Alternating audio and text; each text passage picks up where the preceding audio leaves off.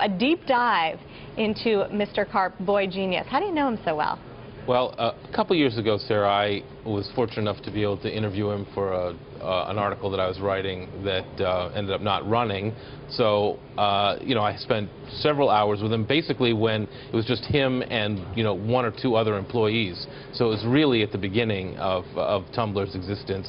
And, he's definitely a fascinating guy, a total iconoclast, and a out-of-the-box, unconventional thinker. And I think that's why he's gotten so far. Well, he clearly has gone far, selling his company for more than $1 billion. But can a person like that, an iconoclast, a maverick, an original thinker, survive in any corporate environment, let alone the corporate environment that is Yahoo right now? Look, let's stipulate, Eric, that I don't know what the corporate culture is at Yahoo. I have a Yahoo email account. I've never met Marissa Mayer, so I don't know what sweet nothing she has whispered in David's ear.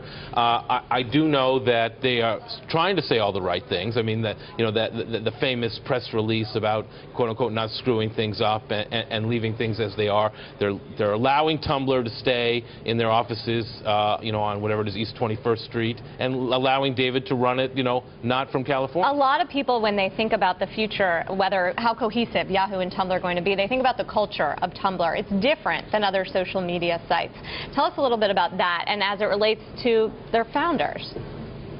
Well, so, I mean, all I remember, when I spent time with David, first of all, he was very enamored of Steve Jobs, and, in the sense that Steve stuck to his vision. And I think David has stuck to his vision of what Tumblr is going to be and what Tumblr is all about. He hasn't larded it up with advertising, but that, of course, now becomes an issue for how do they get a return on their investment. But his big concern always was, I don't want to grow this business too quickly. I don't want there to be too many people. I'm not sure I can manage this with a lot of people. And he's kept it relatively small. I think, now he's got maybe 170 employees. And so, he's obviously been very, very careful and very, very dedicated to the way he built this. And it was extremely successful. And it's a beautiful site, and a lot of people are totally devoted to it, which is why everybody freaked out when it went down in 2010. But, how he integrates that into Yahoo, that is a supreme challenge.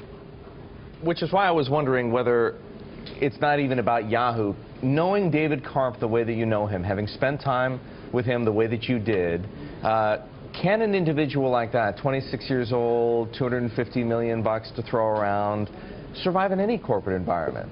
I mean, this is a kid, remind us about some of the details of his life, right? This is a kid who didn't go to college.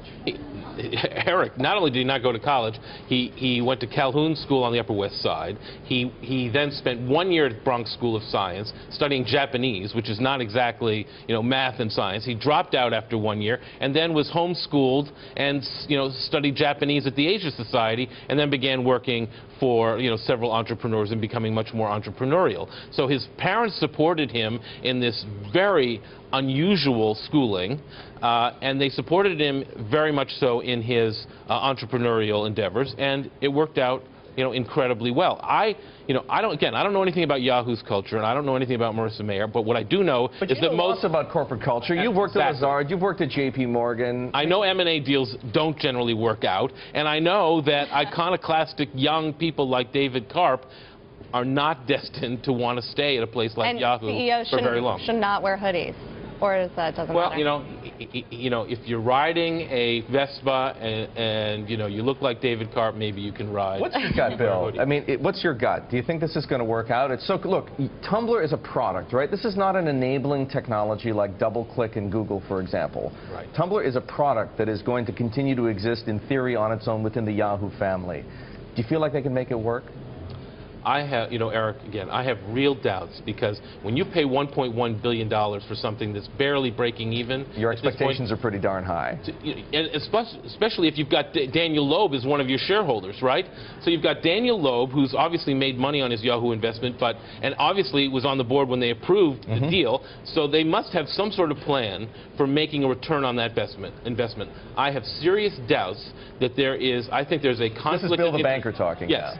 I think there's inevitable conflict of interest between the users of Tumblr and why they love it so much and the corporate parent who wants a return on that 1.1. So unclear if this is his Steve Jobs moment, his mentor. He may have to leave Tumblr and come back and ride in on the white horse and take it over again. Who knows? He very much is enamored of Steve Jobs, so let's see how closely he hews to that playbook.